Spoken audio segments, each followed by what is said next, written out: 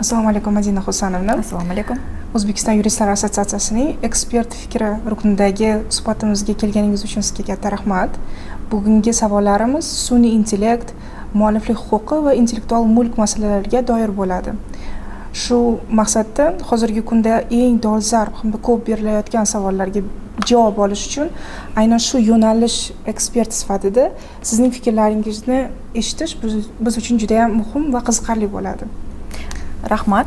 Imkon qadar savollarga javob berishga harakat qilaman, atroflicha yondashgan holda. Rahmat. Birinchi savolga o'tadigan bo'lsak, sun'iy intellekt yaratgan kontent bo'yicha mualliflik huquqi kimga tegishli bo'lishi kerak? Rahmat. Aktual dolzarb savol. Ko'pincha aynan mana shu savol kreatorlarni, mualliflarni, tashkilotlarni, har xil o'sha kreativ kontentni yaratadigan tashkilotlarni qiziqtiradi. Endi biz o'sha sizni savolingizda aytib o'tilgan atamalarga qarasak, mualliflik huquqi bilamizki, faqatgina jismoniy shaxslarga, insonga tegishli, individga tegishli. Chunki bu huquqlar faqatgina yaratish, ijod qilish qobiliyati faqat insonga berilgan. Shuning uchun biz mualliflik huquqlari deymiz. U faqatgina insonni ijodiy faoliyati natijasida yuzaga keladigan asarlarga bo'lishi mumkin va tatbiq etiladi. Endi esa biz sun'iy intellektga qarasak, bu albatta uni biz inson kabi subyekt sifatida qarashimiz mumkin emas, chunki hozirgi kunda sun'iy intellekt bu o'sha muayyan bir texnologiya. Biz uni qanaqa texnik vosita deyishimiz mumkin, lekin u subyekt emas. Shu bilan birga sun'iy intellekt nafaqat muallif, balki hech qanday huquqlarga ega bo'lishi mumkin emas. Bu yerda boshqa savol yana yuzaga keladi. Unda mana shu sun'iy intellekt yordamida asarlarni yaratgan shaxs mualliflik huquqiga ega bo'lishi mumkinmi mana shu yaratilgan asarlarga? Bu savolga ham turli xil javoblar bor, chunki hozirgi kunda bunday qonunchilik aynan sun'iy intellektga oid, undan tashqari o'sha sun'iy intellekt va mualliflik huquqiga oid qonunchilik va keyslar ko'rilyapti va hozirgi kunda qonunchilik ham rivojlanyapti, takomillashtirilyapti va bu yerda hozirgi kunda turli xil yondashuv, lekin mana shu turli xil yondashuvlar orasida bitta o'sha asosiy tushuncha bor: sun'iy intellekt bu subyekt emas, obyekt. Va mualliflik huquqi hozircha faqatgina insonlar uchun. Va agarda bu yerdagi asosiy bahs yoki o'sha muhokama mana shu insonni ijodiy hissasi qay darajada bo'lishi kerak, mana shu sun'iy intellekt yordamida yaratilgan asarga mualliflik huquqini olish uchun yoki mualliflik huquqi yuzaga kelish uchun. Bir nechta keyslar endi O'zbekistonda emas, boshqa yurisdiklarda ko'rib chiqilgan, jumladan AQShda. U yerda o'sha bir o'sha sun'iy intellekt yordamida yaratilgan tasvirga mualliflik huquqini olish bo'yicha talabnoma berilgan va u yerda muallif sifatida aynan inson emas, mana shu sun'iy intellekt texnologiyasini yaratgan inson emas, balki o'sha sun'iy intellektni o'zi ko'rsatilgan, o'sha texnologiya nomi DABUS bo'lgan va bu yerda albatta o'sha AQShning mualliflik huquqi ofisi tashkiloti rad javob bergan va bu talabgor aynan mana shu rad javobini sudlarga shikoyatlar bilan sudga shikoyat qilib murojaat etgan va u yerdagi o'sha yuqori instansiyadagi sudlar ham xuddi shu rad javobni tasdiqlab aytganki, sun'iy intellekt shunchaki muallif bo'la olmaydi, chunki hozirgi kundagi qonunchilik asosida bu muallifga tegishli. Agarda bu shaxs ana shu o'zini ijodiy hissasini isbotlab bersa, bu yerda u o'zi muallif sifatida tan olishi mumkin va mana shu asar aynan sun'iy intellekt texnologiyasi yordamida yaratilgani ta'kidlab o'tilishi mumkin deyildi. Undan keyin ham bir nechta rivojlanishlar bo'ldi.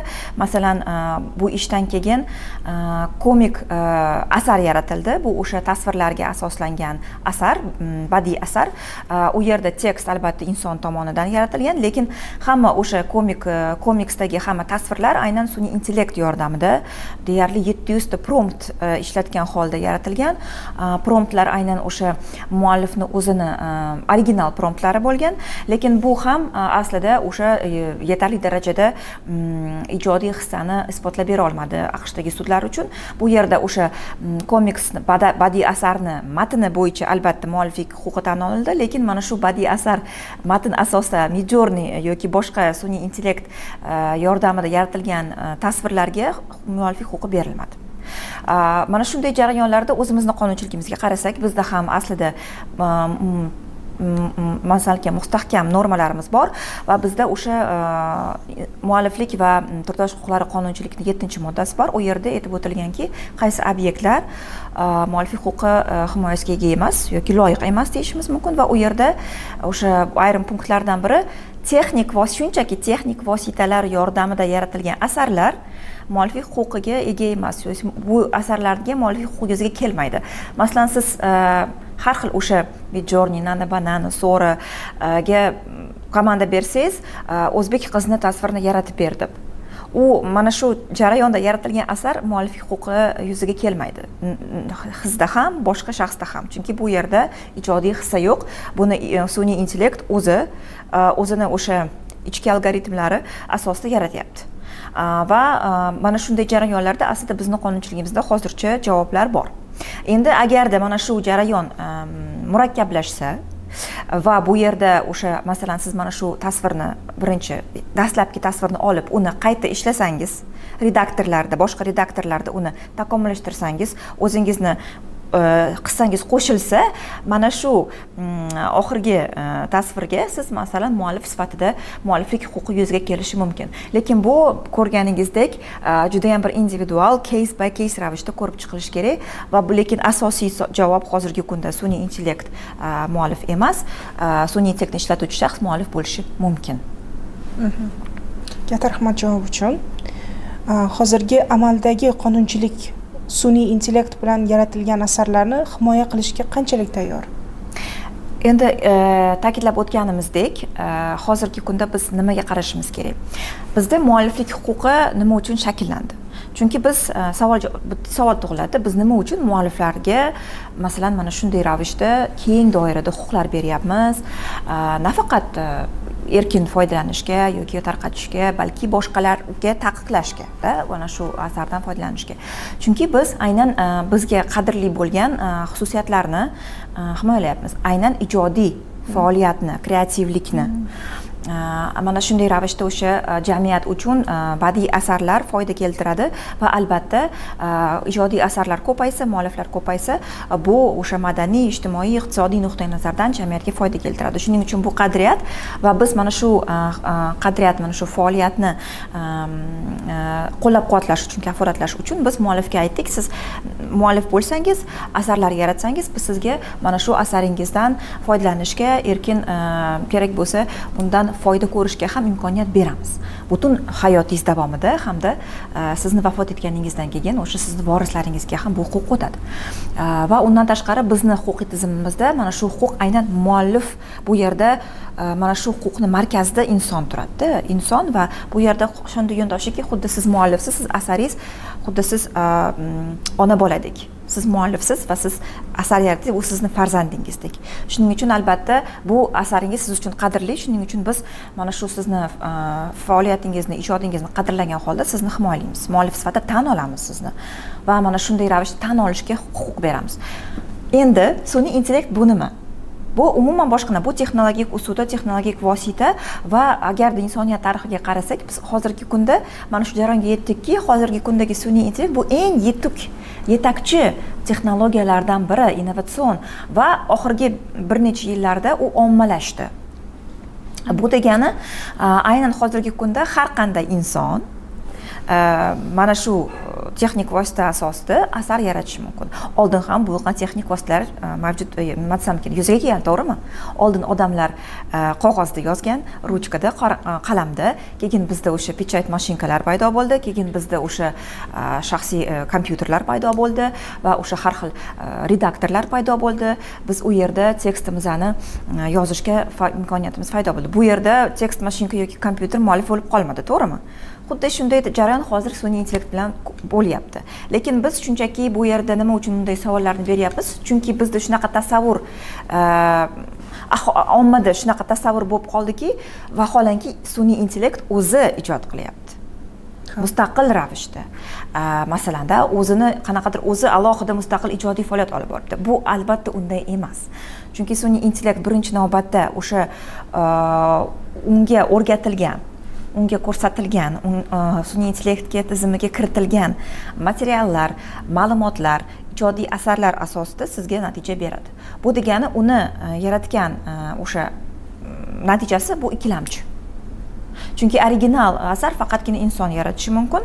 Sun'iy intellekt o'sha insonlar yaratgan asarlarda, matnlarda, tasvirlar asosida sizga ikkilamchi natijani beradi. Ha, u ham original bir shaklda ega bo'lishi mumkin, lekin bu yerda bitta mezon yo'q. Bu ijodiy hissa. Chunki mualliflik huquqi qachon yuzaga keladi? Biz asar qanaqa, yaxshimi, yomonmi, yoqadimi, yoqmaydimi qaramaymiz. Yangimi yoki yangi emasmi, foydali emasmi? Yo'q. Biz ikkita mezonga qaraymiz. Bu ijodiy hissa va mana shu ijodiy hissani, mana shu ijodiy kreativ g'oyani shakliga qaraymiz. Qay darajada u original? Chunki mualliflik huquqi g'oyalarni, tizimlarni, qoidalarni himoyalamaydi. U mana shu shaklni, mana shu badiiy shaklni himoyalaydi. Bu degani hozirgi kunda xuddi oldin biz qog'ozga yozilgan bo'lsak, texnik vositasi murakkablashdi. Innovatsion bir tizim orqali u bizga yanada ko'proq instrumentlar yaratib berdi. Shuning uchun ham bu yerda hozirgi kunda qonunchiligimizda ham savol shunday: sun'iy intellekt muallif emas va shunchaki sun'iy intellekt yordamida bitta so'z, shunchaki prompt, oddiygina prompt asosida yaratilgan asarga mualliflik huquqi yuzaga kelmaydi. Bu aniq. Sun'iy intellektdan foydalanib yaratilgan kontent va klassik mualliflik o'rtasidagi chegaralarni qanday aniqlash mumkin? Rahmat, bu juda ham yaxshi savol, chunki hozir ko'ryapmizki, o'sha sun'iy intellekt modellari takomillashyapti, ular o'rganishyapti. Chunki qancha ko'p foydalanuvchilar ulardan foydalansa, ular shuncha ko'p takomillashadi. Bu degani ular beradigan natija juda ham bir original kontentga o'xshash bo'lyapti va balki mana shu kontentning sifati, o'sha tasvirlar, videoda ko'rishimiz mumkin, to'g'rimi? Oldin o'sha bir rasmni yoki tasvirni so'raganimizda, u yerda masalan aynan eng qanaqadir zaif tomoni bor edi, o'sha modellarda insonni yoki qanaqadir inson bo'lagini tasvirni qilib bersa, u yerda xatolar ketardi. 5 ta barmoq emas, 6 ta, 8 ta. Bu yerda inson qarasa tushunardingiz, bu real rasm emas, tasvir emas, balki o'sha sun'iy intellekt yordamida tayinlangan tasvir. Endi hozirgi kunda mana shu xatolarni bartaraf etishga imkon bor. Bu yerda yoki o'sha murakkab, mukammal yozilgan promptlar orqali va mana shu tasvirlarni yanada takomillashtirish o'sha sun'iy intellekt yordamida bu yerda o'sha realistik bir rasmlarga, tasvirlarga, hattoki videolarga biz guvoh bo'lishimiz mumkin-da. Endi bu yerda birinchi navbatda oddiy foydalanuvchiga bu qiyin bo'lishi mumkin. Chunki oddiy foydalanuvchi original asar bilan sun'iy intellekt yordamida foydalangan asarni ajratish qiyin. Masalan, Avatar filmini olaylik.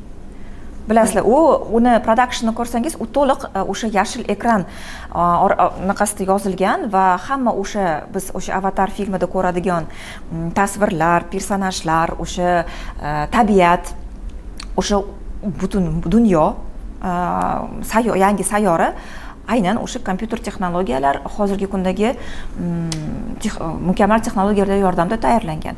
Lekin bu yerda savol, bu original kontentmi yoki sun'iy intellekt yordamidami? Albatta, sun'iy intellektdan qo'shilgan, lekin original g'oya asosida. Original o'sha ssenariy, original yondashuv, rejissyor, o'sha ssenarist, o'sha rassomlar, o'sha badiiy nuqtai nazardan o'zini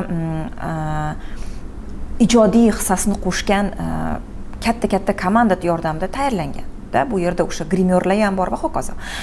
Shuning uchun biz buni to'liq faqatgina sun'iy intellekt emas, aynan mana shu masalan Avatarning misoli, bu yerda biz o'sha sun'iy intellekt ham insonning hissasi, lekin meni nazarimda mana shunday asarlarda inson hissasi yuqori. Shuning uchun hozirgi kunda qonunchilik va yondashuvlar qanday bo'lyapti? Chunki oddiy foydalanuvchilar uchun bu qiyin. Bungacha bir rus tilida bitta so'z bor, nasmotrенность deyiladi. Siz agarda ko'p mana shu kontentlar bilan birinchidan qachon ajratasiz, o'zingizni ishlatsangiz, o'zingiz foydalansangiz, o'zingiz kreator bo'lsangiz, ajratasiz, chunki sizni mana shunaqa ko'rursiz, siz mana shu asosiy bir jihatlarni ko'zingiz sразу ko'radi. Oddiy foydalanuvchi uchun bu qiyin bo'ladi. Shuning uchun hozirgi kunda yondashuv qanday bo'lyapti? Albatta, sun'iy intellekt yordamida yaratilgan kontentlarni markirovkasini qonuniy ravishda majburiyatni kiritish. Bu degani aynan oddiy foydalanuvchiga mana shunday ravishda farqlash uchun. Chunki hozirgi kunda har xil platformalarda hattoki sun'iy sintetik muzika, sintetik videolar bor va hozirgi kunda mana shu sun'iy intellektni markirovkalash yoki foydalanuvchini xabardor qilish majburiyati hamma mamlakatlarda ham kiritilmagan. Endi boshlanyapti. Bu degani ko'pincha siz bitta musiqani eshitishingiz mumkin, masalan elektron musiqa, lekin aytishingiz mumkin sizga yoqadi, lekin bundoq qarasiz bu sintetik, to'liq sun'iy intellekt yordamida yaratilgan. Va albatta bu jarayonlar aynan mana shu ravishda balki keyingi o'sha keyingi rivojlanishda mana shu ravishda hal qilinishi mumkin. Chunki oddiy foydalanuvchiga klassik mualliflik yoki klassik originallik bu juda ham qiyin. Chunki baribir biz har bir asarni uni qabul qilishimiz bu subyektiv jarayon. Shuning uchun biz asosli qonuniy nuqtai nazardan nimaga urg'u berishimiz kerak? Aynan xabardor qilish foydalanuvchini. Bu qanday asar va qanday jarayon natijasida bu yaratildi va kim buni yaratilishda ishtirok etdi? Qay darajada inson, qay darajada sun'iy intellekt? Katta rahmat javob uchun. Sun'iy intellekt asosida yaratilgan mahsulotlarda mualliflik va patent huquqlari to'qnashuvi yuzaga keladimi? Albatta yuzaga kelishi mumkin. Chunki bizda hozir aslida mualliflik huquqi va patent huquqi intellektual mulk obyektlari hisoblansa, intellektual mulk institutlari hisoblansa, ular har xil tizim, turli nima desam ekan, farqlari bor. Va asosiysi shundaki, patent huquqi aynan texnik natijani himoya qiladi va bu yerda biz asosiy urg'u nimaga beramiz? Aynan mana shu ixtironi yangiligiga, qay darajada hozirgi paytdagi rivojlangan texnik darajadan qay darajada u ustun kelyapti, bu yangilik yaratish, uni ustunligi doimiy ravishdagi texnik darajadan va qay darajada bu ixtiro aslida sanoatda qo'llanilishi mumkin. Va shu yerda shu kriteriy. Va albatta hozirgi kunda o'sha patent ixtirolar nafaqat aynan texnologik uskuna yoki texnologik bir jarayon yoki qanaqadir masalan formulalar, balki o'sha mualliflik huquqiga xos bo'lgan obyektlarni ham ichiga qamrashi mumkin. Hozirgi kunda masalan o'sha kompyuter programmalar paydo bo'lganda, muammo yuzaga kelganda aynan mana shu kompyuter programmalar ichiga qamrab olgan ixtirolar, o'sha har xil algoritmlar. Chunki algoritmlar mualliflik huquqi himoyalamaydi, patent huquqi ham himoyalamaydi. Lekin agarda mana shu kompyuter programma konkret bir texnik natijaga yetishga yordam bersa, u mana shu ixtiro ichida himoyalanishi mumkin. Mana eng oson ishlar misollari o'sha bir 20-15 yil oldin paydo bo'lgan har xil o'sha lokatsiyani aniqlash, har xil o'sha metrikalarni hisoblash yoki masalan trafikni o'lchash, yo'l trafiklarini o'lchash bo'yicha mana shunaqa texnologiyalar aynan ixtiro sifatida ham ro'yxatdan olib himoyaga olingan. Endi hozirgi kunda qanday bo'lishi mumkin? Agarda siz sun'iy intellekt yordamida, bilamiz, sun'iy intellekt kompyuter programmalarni yozadi. То есть bu hozir aslida nima desam ekan, mana shu junior level anaqalarni razraботчиклар deymiz, ularni vazifasini hozir sun'iy intellekt ham bajaryapti. O'sha junior developer derdik yoki junior programmist. Hozirgi kunda mana shu jarayonlarda sun'iy intellekt aralashishi mumkin, ishlatilishi mumkin yoki masalan qanaqadir asbob uskunani dizaynini yaratishda yoki uni o'sha eskizlarni, chertejlarni yaratishda. Hozirgi kundagi redaktorlar, chunki har bir redaktorga kirsangiz, ularning hammasini ichida sun'iy intellekt уже bor. То есть Adobe'da ham, Canva'da ham, Photoshop'da ham, chunki ular ham bu anaqadan texnologiyalardan foydalanishyapti. Va bu yerda asosiy nizom emas, balki mana shu yuzaga kelgan obyektlar aynan qaysi obyektga tegishli bo'ladi, mualliflik huquqigami yoki patent huquqigami yoki ikkalasigami, va mana shu ikkita tizimdan qaysinisi tanlash masalan maqsadga muvofiq bo'ladi hozirgi kundagi o'sha patentlagan muallifni yoki kompaniyani. Shuning uchun bu yerda balki nizom emas, balki aslida bu oldin ham bo'lgan, bitta obyektga bir nechta yondashuv yordamida siz himoya qilishingiz mumkin edi va siz hamma o'sha hamma o'sha mexanizmlarni yoki ulardan bittasini tanlash huquqingiz bor edi. Xuddi shunday ravishda menimcha jarayonlar bo'ladi, lekin bu yerda ham xuddi shunday savol tug'iladi. Agarda biz sun'iy intellektni qaysi jarayonda ishlatdik va bu yerda sun'iy intellekt va baribir bu yerda ham o'sha insonni hissasi muhim, ixtiroda ham. Chunki bu ixtiro asosan insonni g'oyasi, insonni izlanishlari, mana shu texnik natijaga yetishish g'oyasi insonga tegishli bo'lishi kerak, chunki har bir ixtironi muallifi bor. U muallif sifatida tan olinadi va bu muallifligi huquqi muayyan ravishda himoyaga ham ega. Chunki agarda siz bir xil yurisdiksiyalarda, jumladan AQShda muallifni ko'rsatmasangiz yoki muallifni noto'g'ri ko'rsatsangiz, siz mana shu sizni patentingiz bekor bo'lishi mumkin. Bekor bo'lib kelishi mumkin. Bu juda ham jiddiy sanksiya. Shuning uchun ham bu yerda patentlarda ham, ixtirolarda ham inson muallif sifatida tan olinyaptimi? Bu texnik natijaga yetishish g'oyasi, izlanishlar inson tomonidan olib boriladi. Sun'iy intellekt esa mana shu natijani tasvirlashga, uni ko'rsatib berishga, uni baholashga, uni masalan o'sha chizmalar asosida ko'rsatib berishga yordam berishi mumkin. Kompaniyalar sun'iy intellektdan foydalanganda qanday huquqiy risklarni ko'proq e'tibordan chetda qoldirishyapti hozirgi kunda?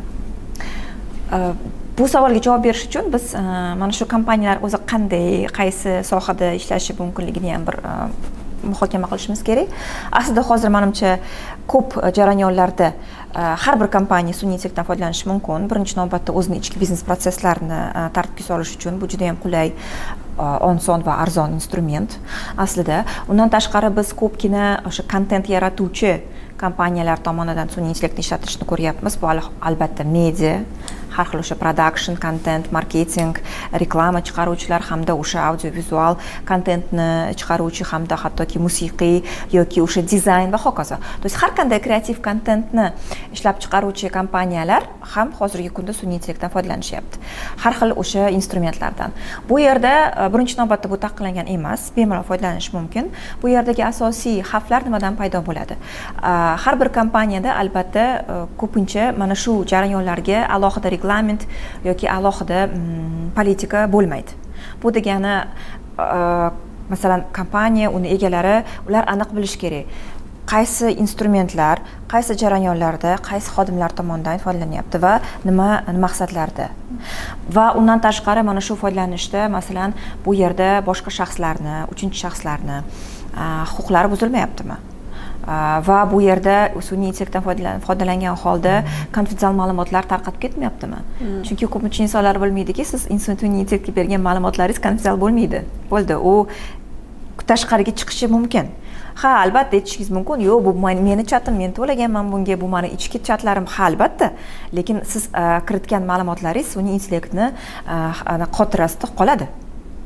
Doimiy ravishda. Bu degani boshqa foydalanuvchi unga zapros bersa, o'xshash, u sizni ma'lumotlaringizdan foydalangan holda unga natija berishi mumkin. Yoki balki qanaqadir havolar ham ko'rsatishi mumkin hozirgi kunda. Chunki sun'iy intellekt hozir bu muayyan bir ekosistemaga aylanyapti. Shuning uchun bu yerda asosiy xavflar muayyan ravishdagi bu jarayonlarni tartibga solmaslik, bu jarayonlarda o'zini muayyan bir reglamentlarga ega bo'lmaslik. Undan tashqari mana shu jarayonlarda qay darajada foydalanish to'g'ri, qanday qoidalarga asoslangan holda o'zini xodimlarini o'rgatmaslik. Undan tashqari ko'pincha mana shu sun'iy intellekt instrumentini tanlashda ham qanaqadir bir nimaga asosan siz tanlayapsiz? Aynan qaysi instrumentni? Bu instrument kimniki? Qayerda rivojlangan? Serverlar qayerda joylashgan? Data sentrlari qayerda? Masalan, uni masalan bu kompaniyada siz qay darajada qanaqa ma'lumotlarni berishingiz mumkin bu instrumentga va hokazo. Bu degani undan tashqari masalan mediada ham juda ham ko'p hozir xavflar, chunki ko'pincha agarda sun'iy intellektdan noto'g'ri foydalansa, uni to'liq tushunmasa, u yaratgan natijalar, ma'lumotlar, datalar, gallyutsinatsiyalar bor. Masalan, u fake news yaratib berishi mumkin yoki manipulyatsion bir ma'lumotlar berishi mumkin yoki haqiqatga mos emas havolalar berishi mumkin va to'liq masalan ma'lumotga ega emas yoki o'rgatilmagan shaxs uni olib tarqatishi mumkin. Va albatta bu yerda kechirasiz, ertaga kechirasiz, mana sun'iy intellekt mani aldadi deyish bu qonunchilikka mos emas, baribir mana shu shaxs javobgar bo'lib qoladi. Va undan tashqari o'sha hozirgi kundagi eng asosiy narsa bu o'sha shaxsga doir ma'lumotlarni yoki o'sha shaxsiy hayotga oid ma'lumotlarni sun'iy intellekt yordamida shunchaki обработка qilmaslik, shunchaki ularni sun'iy intellektga bermaslik. Bu degani sun'iy intellekt yordamida mana shunday biz aytamiz sezgaruvchan deymizmi, чувствительные данные. Mana shunday shaxslarga oid dannilarni shunchaki обработка qilmaslik. Bu yerda o'sha birinchi navbatda muayyan ravishdagi jarayonlarning reglamenti yo'qligi, muayyan ravishda o'sha biz qaysi instrumentni nima maqsadda, nima natijada, qanaqa chegaralar va qanaqa chegaralar bizda bor, o'shani aniqlamaslik va o'zini xodimlarini o'rgatmaslik. Mana shu jarayonlarda ular qay darajada, qay vaziyatlarda sun'iy intellektdan foydalanish mumkin va qanday qilib va qanday maqsadlar uchun va qanday maqsadlar uchun mumkin emas. Va bu yerda yana bitta narsa o'sha mana shu kontent yaratish jarayonida asosan media kontent, masalan xabarlar, qanaqadir jarayonlar, hodisalar, shaxslar to'g'risidagi kontent yaratilganda albatta sun'iy intellektni ustidan nazorat o'rnatish. Chunki ko'pincha yana juda ham katta xavf bu inson nazoratini o'rnatmaslik. Chunki har bir sizga sun'iy intellekt bergan natijani siz tekshirishingiz kerak albatta. Fakt chek asosida va qay darajada u sizga dezinformatsiya, manipulyatsiya, gallyutsinatsiya emas, balki haqiqatga mos ma'lumotlarni beryapti. To есть bu yerda o'sha albatta insonni nazorati va bu yerda yana bitta shaffoflik derdim. Chunki agarda siz o'zingizni asosiy mahsulotingizni yoki xizmatlaringizni sun'iy intellekt yordamida ko'rsatsangiz, siz albatta o'zingizni mijozlaringizni xabardor qilishingiz kerak. Chunki bu yerda biz bilish huquqimiz ega. Siz qay darajada, qaysi texnologiyalar asosida menga kontent beryapsiz yoki menga qanaqadir xizmatlar ko'rsatyapsiz. Katta rahmat javob uchun. Sun'iy intellekt orqali yaratilgan kontentda plagiatni aniqlash amalda qanchalik murakkab yoki umuman shunaqa kontentlar o'zi plagiat sifatida ularni shunday kvalifikatsiya qilishimiz mumkinmi? Birinchidan plagiat nimaligini aniqlab olaylik. Plagiat aslida mualliflikni o'zlashtirish. Ko'pincha plagiatni noqonuniy foydalanish, noqonuniy o'sha tarqatish harakatlari bilan almashtirishadi, lekin bu yerda farqlari bor. Bu degani plagiat bu nima? Masalan, men Abdulla Qodiriyni o'tgan kunlar asarini olamanda, Abdulla Qodiriy nomini o'chirib, Madina Tursunova o'tgan kunlar asari deb o'zimni muallif sifatida ko'rsataman. Vaholanki men albatta muallif emasman. Plagiat aynan mana shu vaziyatlarda qo'llanilishi kerak. Va ko'pincha bizda plagiat sifatida nima tan olinadi? Bu degani qandaydir bir ishda, asarda, endi ko'pincha ilmiy ishlarda ko'ramiz buni. Aynan boshqa mualliflarni, boshqa ilmiy ish qilgan shaxslarni ishlaridan havolalar yoki o'sha qismlarni olib, ularni mana shu o'zini g'oyalari sifatida ko'rsatish. Va albatta bu o'sha ilmiy dunyoda, ilmiy bir doirada bu juda ham qoralanadigan xatti-harakatlar. Chunki siz albatta ilmiy ish qilganingizda boshqa asarlarni o'rganasiz va lekin sizni vazifangiz havolalarni ko'rsatib ketish va bu g'oya kimga tegishligini aniq ko'rsatib ketish va o'zingizni g'oyalaringizni farqlab alohida ko'rsatib berishda. Endi sun'iy intellekt bilamizki, bu muayyan ravishda ikkilamchi bir natija beruvchi hozirgi kundagi vosita. U umuman aytishimiz mumkinki, shuning uchun ham hozirgi kunda ko'p mamlakatlarda sun'iy intellekt yordamida shunchaki yaratilgan asarga mualliflik huquqi yuzaga kelmaydi. Chunki biz aytishimiz mumkin, bu original asar emas. Bu to'liq o'sha plagiat.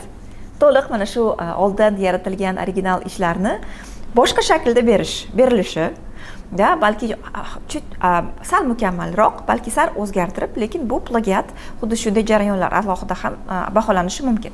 Va bu yerda biz nima qilishimiz mumkin?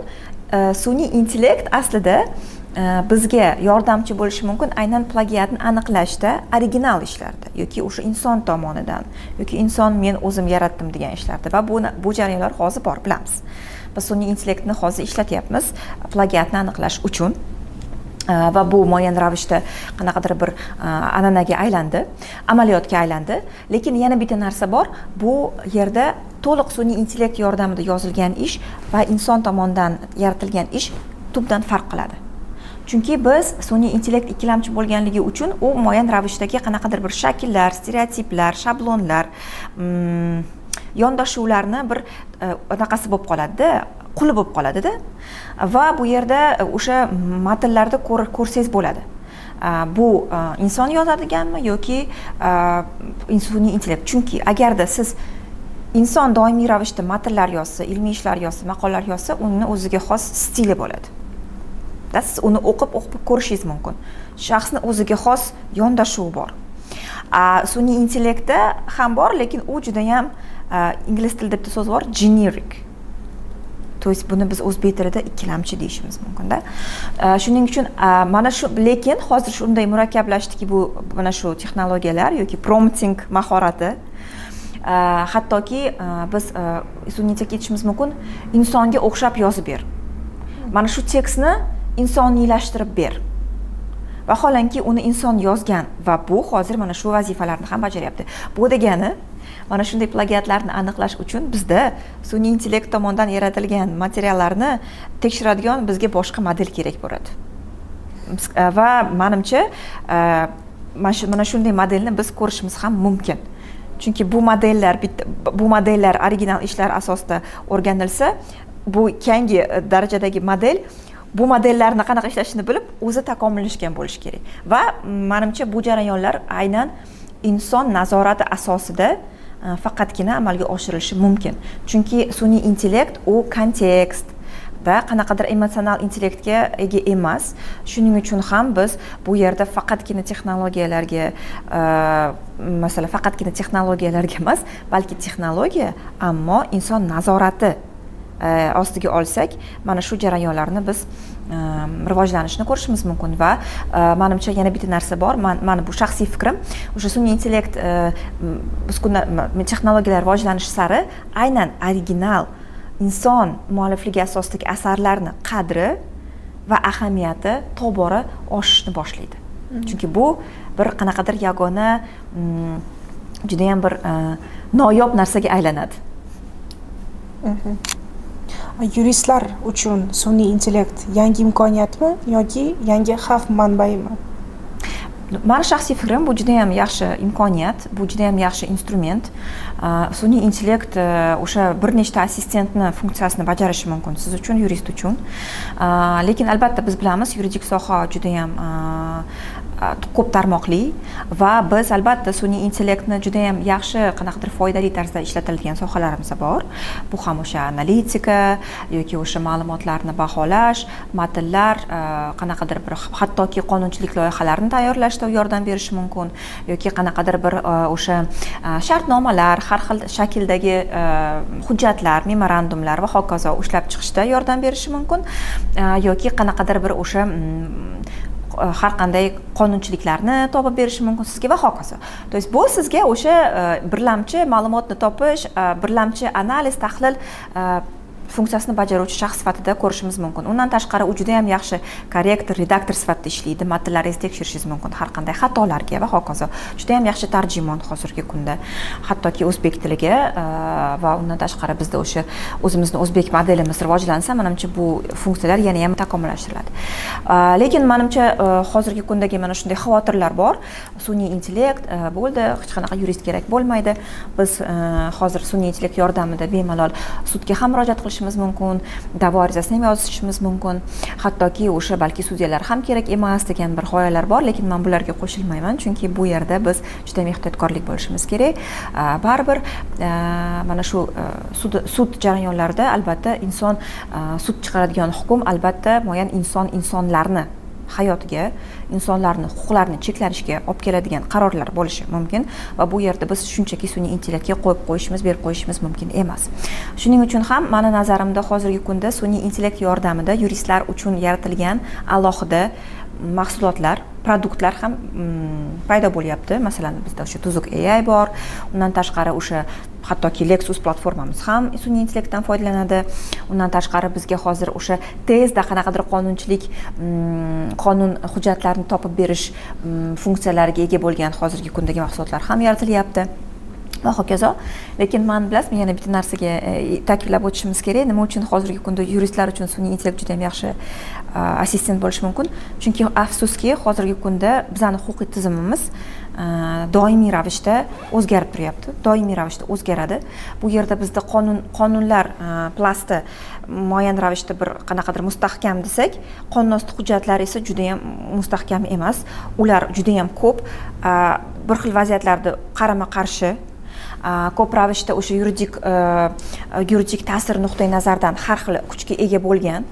Mana shu jarayonlarda yuristlar uchun juda ham yaxshi bir assistent, помощник bo'lishi mumkin sun'iy intellekt. Kamida mana shunday, masalan, siz aytasiz, "Xo'p, mualliflik huquqi so'zi ichiga qamrab olgan normativ huquqiy hujjatlarni menga topib bersangiz, u sizga o'sha kalit so'zlar bo'yicha topib beradi, lekin o'zingiz tahlil qilishingiz mumkin-da, qay darajada. Shuning uchun menimcha bu ham imkoniyat. Xavflar bor. Xavflar qanday darajada? Bu yerda yuristlar bu sun'iy intellektdan foydalangan holda albatta mana shu inson nazoratini unutib qo'yishlik. Chunki boshqa mana bir nechta mamlakatlarda o'sha shunday ishlar bo'ldi. Yuristlar sudlarga sun'iy intellekt tomonidan tayinlangan brieflarni topshirgan va u yerda bilasiz, masalan, AQShda sud tizimi qanaqa, u yerda keyslar asosida siz keyslarga havola qilasiz. Haqiqatga mos umuman mavjud bo'lmagan keyslarga havola berilgan va albatta bu yuristlar aslida o'zini ham reputatsiyasi, ham o'zini mijozlarini ishonchini yo'qotdi.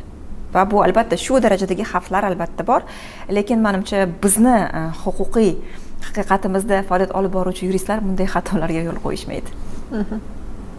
Startaplar sun'iy intellekt bilan ishlaganda qaysi huquqiy xatolarga eng ko'p yo'l qo'yishadi? Juda ham aktual savol, yaxshi savol. Hozir bilamiz, juda ham ko'p startaplarni asosiy mahsulotlari aynan sun'iy intellekt texnologiyalari asosida yaratilgan. Vaholanki uni masalan mijoz bilmasligi ham mumkin. Qanaqadir mana shu platforma yoki mobil ilova aslida sun'iy intellekt asosida sizga qanaqadir o'sha xizmatlarni ko'rsatayotganligini, lekin aslida bu bor haqiqatga mos bir fakt. Endi bu yerda startaplarda asosiy xatolar emas, balki men aytardimki, ular inobatga olish kerak bo'lgan bir mezonlar bor, kriteriyalar bor. Birinchisi, sun'iy intellektni tartibga soluvchi qonunchilik endi takomillashtirilyapti, endi yaratilyapti O'zbekistonda. Bu degani, agarda ular sun'iy intellekt asosida texnologiyalar yaratgan bo'lsa, ertaga 1 yil, 2 yil, 3 yil, 4 yil ichida yangi normalar paydo bo'ladi. Bu degani tartibga solish o'zgarishi mumkin va bu tartibga solish va mana shu o'zgarishlar ularni biznes modeliga, hattoki o'sha mahsulotiga, o'sha produktiga ta'sir qilishi mumkin. Ular mana shu narsani inobatga olishlari kerak, albatta. Undan tashqari sun'iy intellekt yordamida yaratilgan o'sha produktlardagi mualliflik masalalari. Chunki hozirgi kunda o'sha kodingda sun'iy intellekt hozir yuqori darajada ishlatilyapti. Kodingda undan tashqari bizda hozir vibe coding bor. U ham alohida yo'nalish. Bu yerda ham hozir qonunchilikda bizda alohida aniq javoblar yo'q. Va agarda aytmoqchimanki, agarda startap shunchaki o'sha web sun'iy intellekt yordamidagi koding qilgan ravishda mahsulot, produkt bozorga olib chiqsa, uni mahsuloti original bo'lmasligi mumkin. Bu degani ertaga xuddi shunday xuddi ular ishlatgan sun'iy intellekt yordamida xuddi shunday mahsulot, xuddi shunday kod yaratilishi mumkin. Juda ham oson. Bu degani ular o'sha mahsulotini bozor nuqtai nazaridan zaifligini oshirishi mumkin. Bu degani g'oya zo'r, mahsulot ham zo'r, kerakli, uni mijozlari bor, lekin uni juda ham oson replikatsiya qilish mumkin. Albatta bu startap uchun yaxshi xabar emas. Chunki ular bozorga chiqadi va albatta o'zini mahsuloti yordamida keyin foyda ko'rish xohlaydi yoki o'zini mahsulotini investorlarga jalb qilish yoki investorlarga sotishni xohlaydi masalanda bu jarayonlarda. Va albatta mana shu sun'iy intellektdan men desam ekan, suiiste'mol qilish emas. Yuqori darajada foydalanish va bu yerda aynan inson ijodiy hissasini kamaytirish bu noto'g'ri harakat deb o'ylayman. Bu ular uchun aynan noto'g'ri emas. Aynan mana shu harakatlar ular uchun keyinchalik ham huquqiy ham iqtisodiy xavflarni yuzaga keltirishi mumkin. Shuning uchun bu yerda ular bu shunday jarayonlarda albatta undan tashqari yana startaplarning asosiy muammosi ular mana shu yaratish jarayonlarini tegishli ravishda hujjatlashtirishmaydi. O'sha mualliflarni doirasi, kim jalb etilgan, qaysi jarayonlarda, mana shu produktni MVP darajasiga yoki mahsulot darajasiga olib chiqqan komanda kim? Bu shaxslar kim? Ular masalan, chunki biz bilamiz, razraботчиклар orasida ham ko'p turlar bor. DevOps, front-end, arxitektura va hokazo. Kim mana shu jarayonlarda interfeysni boshqa odamlar umuman razrabotka qiladi-da. То есть bu yerda o'sha mijoz quruvchi interfeys bu faqatgina front-end emas, bu umuman boshqa jarayonlar. Shuning uchun ham bu yerda ular hujjatlashtirish kerak har bir qadamni, har bir shaxslarni va muayyan ravishda ular albatta mana shu mualliflik huquqlari bo'yicha juda ham qat'iy bir portfel deymiz, portfolioga ega bo'lish kerak va albatta o'sha sun'iy intellekt qay darajada foydalanganligini ham ular nafaqat ko'rsatish kerak, balki bu sun'iy intellekt faqatgina vosita, instrument sifatida, to'liq muallif sifatida emasligini ko'rsatib bera olish kerak. O'shanda albatta mana shu xavflarni ular masalan bartaraf etishlari mumkin bo'ladi. Xalqaro amaliyotda sun'iy intellekt va mualliflik huquqi bo'yicha qaysi yondashuvlar eng samarali deb baholanmoqda? Endi hozirgi kunda hali voqli samaradorligini qanaqadir aniqlash yoki baholash yoki qanaqadir bir xulosalarga kelish uchun, chunki bir nechta keyslar уже bor, ularni muhokama qildik, o'sha AQShdagi Davos ishi yoki AQShdagi o'sha komik asar bo'yicha ishi, lekin aslida hozirgi kunda aynan sun'iy intellektni OpenAI tashkilotga qarshi berilgan hozirgi kunda sud ishi ko'rilyapti AQShda va u aynan mana shu 2026-2027 yil jarayon davomida ko'rilishi kerak va bu yerda biz hali hamma savollarimizga javob olmadik, chunki nizolar endi yuzaga kelyapti. Biz faqatgina mualliflikka oid bo'lgan nizolarni ko'rib chiqdik, muayyan bir yurisdiksiyalarda va u yerda muayyan bir yondashuvlarni ko'rdik. Endi biz aynan mana shu sun'iy intellekt tomonidan qay darajada sun'iy intellekt original mualliflik asarlardan foydalanishi mumkin va bu foydalanish o'sha shaxslarni, tashkilotlarni muallif huquqini buzilishiga olib keladimi yoki yo'qmi? Mana shu hozirgi nizoga javob kutyapmiz. Chunki agar bu savolga javob olsak, ijobiy bo'lsa, ha, bunday foydalanish mualliflik huquqlarini buzilishiga olib keladi degan javob olsak, sud jarayonlarida, masalan, AQShda ham bu mana shu mualliflik huquq asarlaridan foydalanishning yangi turi va litsenzion sxemalarning yangi turi yuzaga keladi. Bu degani mualliflar aslida o'zini asarini monetizatsiya qilishni yangi bir yo'lga ega bo'lishadi. Yangi bir manbaga ega bo'lishadi. Undan tashqari hozir aytib o'tish kerak, aslida hozirgi kunda OpenAI mana shunday vajlar ularga qarshi berilgandan keyin aslida ular o'sha qator bir media kompaniyalar bilan litsenzion shartnomalar tuzishni boshladi. Bu degani ularni kontentini olib, o'sha media kompaniyalarga to'lab, o'sha kontentni olib, o'zini o'sha modellarini o'rgatish uchun va o'sha modellar uchun trening takomillashtirish uchun da. Menimcha mana shu vajlar aynan mana shu natija bilan tugashi mumkin.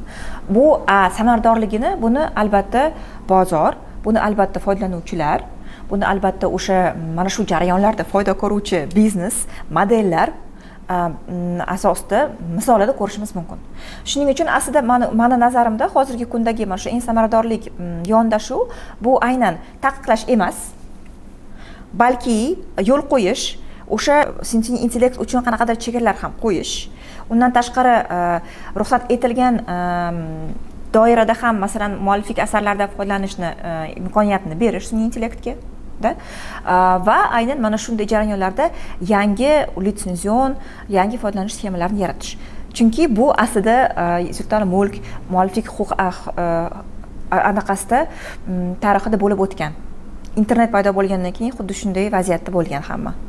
Va undan internet paydo bo'lgandan keyin aynan mualliflik asarlarini internetda foydalanish bu alohida bir huquq, alohida bir foydalanish turi va mana shu foydalanish turiga alohida litsenzion to'lovlar, alohida mualliflik haqlari to'lanishi kerak bo'lgan.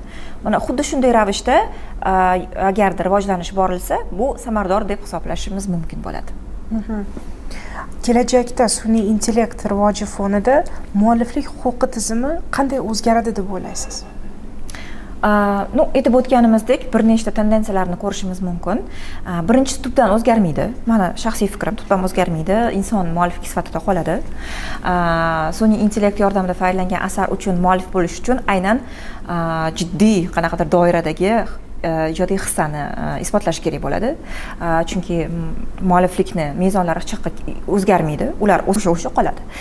Ikkinchisi, balki mualliflik huquqi qanday darajada o'zgarishi mumkin? Yangi talablar, yangi majburiyatlar kiritilishi mumkin. Masalan, sun'iy intellekt yordamida tayinlangan asarlarni markirovka qilish.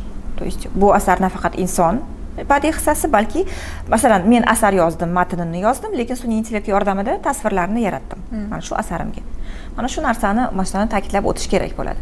Undan tashqari aynan mana shu jarayonlarda sun'iy intellekt qaysi doirada original mualliflik asarlardan ruxsat olmagan holda hech qanday to'lovlarsiz foydalanishi mumkin bir tizimga kelishimiz mumkin va masalan qaysi jarayonlarda ular albatta haq to'lash evaziga yoki litsenziya olish evaziga ular foydalanishi mumkin bo'ladi.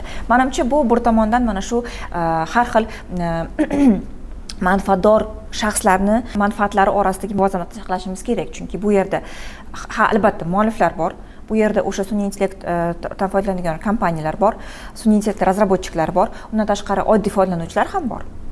Biz nimadan manfaatdormiz? Asarlar qancha ko'p bo'lsa, qancha ommabop bo'lsa, qancha arzon bo'lsa, bizga shu narsa kerak, to'g'rimi? Mualliflarga ularning asari qancha ommaga tanilsa va ular undan foyda ko'rsa, to'g'rimi? Sun'iy intellektga ularning modellari yanada yakunda takomillashsa va ularning foydalanuvchilari ham ko'paysa. То есть bu yerda aslida manfaatlar unaqa turli xil emas, balki mualliflik huquqi aynan mana shu manfaatlarni muvozanat saqlash uchun moslashadi, lekin tubdan o'zgarmaydi. Balki undan tashqari o'sha sun'iy intellekt yordamida foydalangan asarlarga alohida himoya tizimi yaratilishi mumkin. Masalan, EVM programmalari uchun ham aynan mana shunda yangi tizim yaratilgan. U mualliflik huquqi asosida, lekin baribir alohida tizim hisoblanadi. Sui generis deymiz buni. Yoki o'sha integral mikrosxemalar topologiyasiga ham. Unga ham alohida intellektual mulk obyekti sifatida.